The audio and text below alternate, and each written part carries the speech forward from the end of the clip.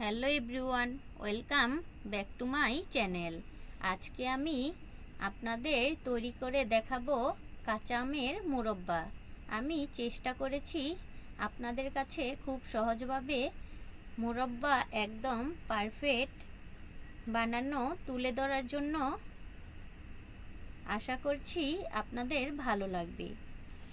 আমি আধা কেজির কম হবে 4টি আম নিয়েছি। আপনারা চাইলে আরও বেশি বানাতে পারেন।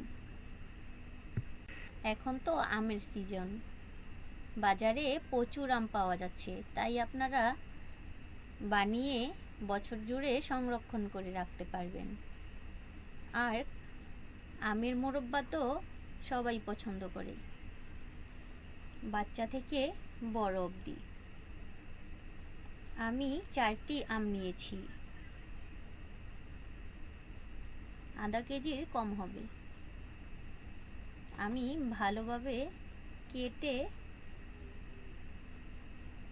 জলে ভিজিয়ে রেখেছি সাথে সাথে,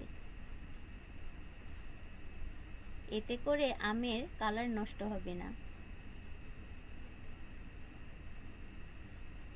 আবারও জলের মধ্যে ডুবিয়ে রাখতে হবে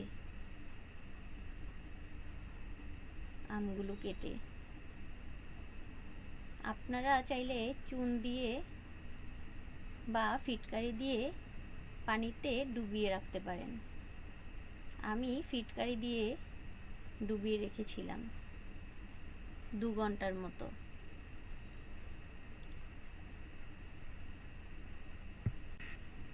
বেশি করে জল দিয়ে ডুবিয়ে ডেকে রাখতে হবে।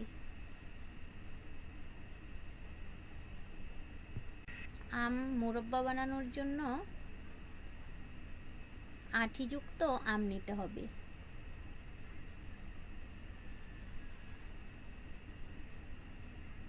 এখন কেচে নেব ভালো করে, আঁটি অবধি ভেতরে কাঁটা চামচ দিয়ে আমি ভালো করে কেচে নেব।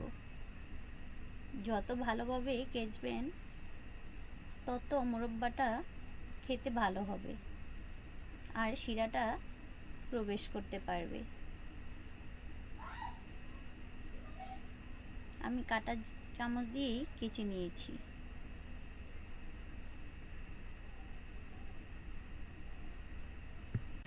যে পরিমাণ আম নেবেন সেই পরিমাণই চিনি নিতে হবে। মুরব্বাতে চিনি একটু বেশিই লাগে। আমি একইভাবে সবগুলো কেচে নেব।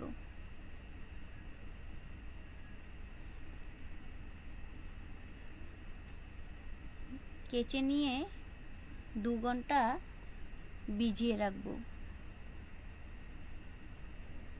ফিটকারির জলে। আপনারা চাইলে লবণের জলেও ভিজিয়ে রাখতে পারেন, সেটা সারা রাত ভিজিয়ে রাখতে হবে। আমার কাছে চুন ছিল না, তাই আমি ফিটকারির জলে ভিজিয়ে রেখেছিলাম 2 ঘন্টা।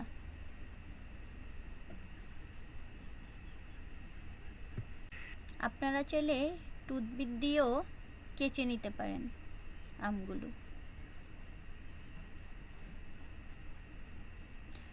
আমার সবগুলো কেচা হয়ে গেছে। এখন পানিতে ডুবিয়ে রাখবো। আমি ফিটকারি দিয়ে জলটা মিশিয়ে রেখেছিলাম ফিটকারিটা দিয়ে। এখন আমগুলো দিয়ে ভিজিয়ে রাখবো 2 ঘন্টা, ভিজিয়ে ডেকে রাখবো। মুরব্বা বানাতে একটু সময়টা একটু বেশি লাগে। 2 ঘন্টা মতো আমি ডেকে রাখবো।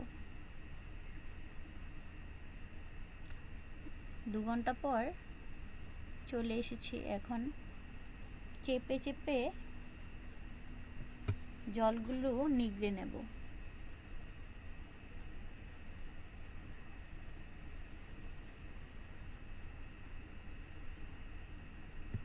বন্ধুরা, ভিডিওটি ভালো লাগলে লাইক কমেন্ট শেয়ার করে দেবেন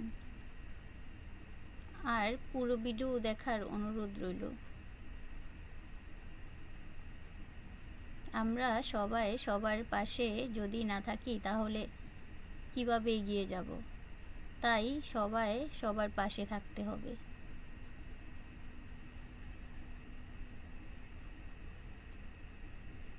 দেখুন, আমি হাত দিয়ে ভালো করে নিগড়ে নিচ্ছি যতটুকু পরিমাণ পানিটা বের করা যায়।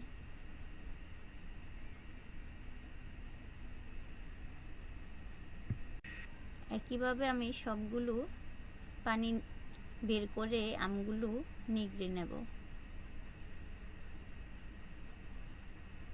আমি আবারও আধা ঘন্টার মতো ভিজিয়ে রাখবো।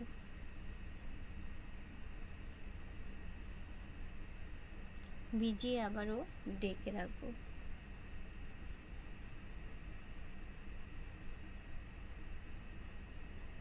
আমি কিন্তু কয়েকবারই এইভাবে পানিতে ভিজিয়ে ডেকে রেখে তারপরে নিগড়িয়ে নিয়েছি ভালো করে। এখন চলে যাব মোরব্বা বানানোর জন্য শিরা তৈরি করতে। আমি আধা কেজির একটু কম চিনি নিয়েছি। মোরব্বা বানাতে একটু চিনিটা বেশি লাগে। আর পরিমাণ মতো জল দিয়ে দিলাম। এখন শিরা তৈরি করে নেব।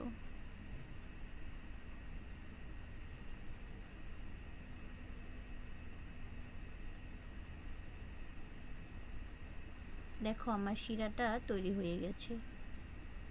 এখন আমগুলো দিয়ে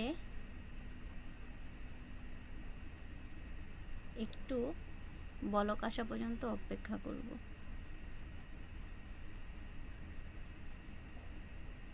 তারপর আমি ভিজিয়ে রেখে দেব।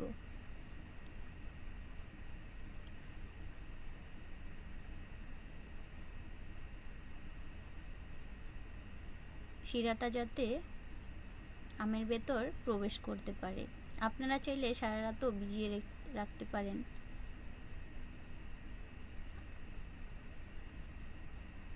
আমি 3 ঘন্টার মতো ভিজিয়ে রেখেছিলাম। দেখুন, আমগুলো এখন শিরার থেকে তুলে নিচ্ছি, যাতে জাল করার সময় আর ভেঙে না যায়। ভিজিয়ে কিন্তু রেখে দিতে হবে, সাথে সাথে করলে হবে না। আবার চলে গেলাম ওই শিরাগুলোই দিয়ে মোরব্বা বানাতে। সাথে আমি আরেকটু চিনি দিয়ে দিয়েছিলাম।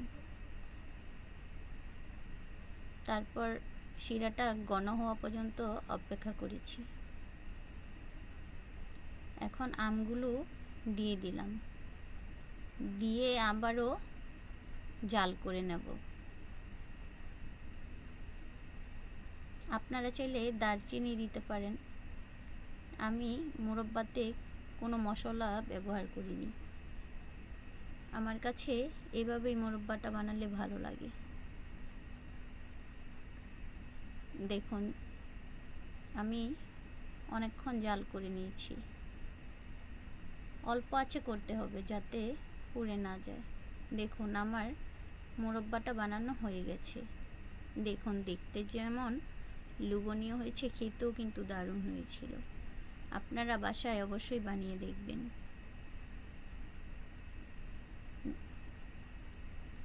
আর ভিডিওটি ভালো লাগলে লাইক কমেন্ট শেয়ার করে দেবেন।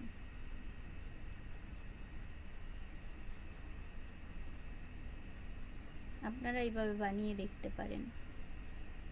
মোরব্বাটা একদম পারফেক্ট হবে।